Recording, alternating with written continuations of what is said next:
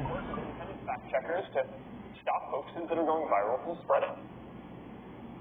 But misinformation is a pretty broad category. A lot of people like satire, which isn't necessarily true.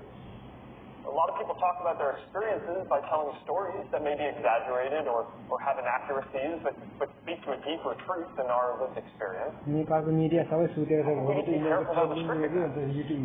Even when there is a common set of facts, different media outlets often tell very different stories, emphasizing different angles and aspects of the There's a lot of nuance here.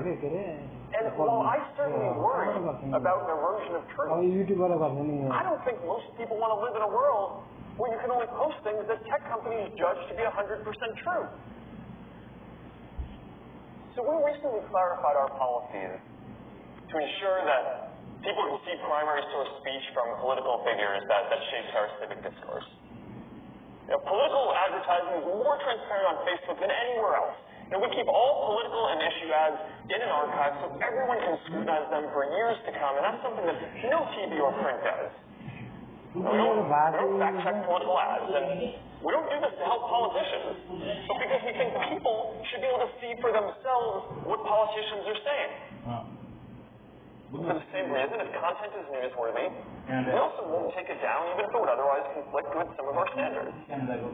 Now, I know many people disagree with this, but in general, I don't think it's right for a private company to censor politicians or the news in a democracy. And we are not an outlier here. The other major internet platforms and the vast majority of media also run these same ads. American tradition also has some precedents here. The Supreme Court case I mentioned earlier that gave us our current broad speech rights was actually a case about an ad with misinformation in it. It was an ad supporting Martin Luther King Jr. and criticizing the Alabama Police Department, and the police commissioner sued the Times. The jury in Alabama found against the Times, and then the Supreme Court unanimously reversed that decision, creating today's speech standard.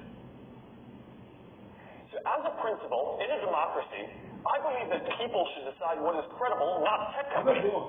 Now, of course, there are exceptions. And even for politicians, we're not going to allow content that incites violence or risks imminent harm. Of course, we don't allow voter suppression. Voting is voice.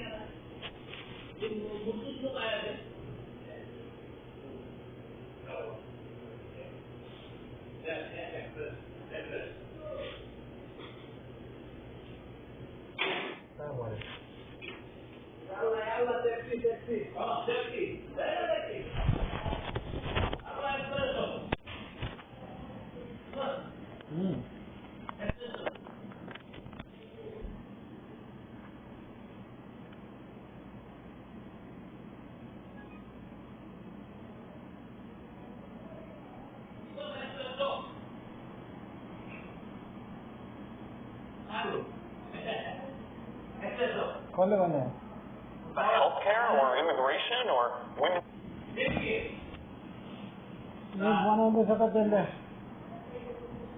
Political debates except for the candidates themselves.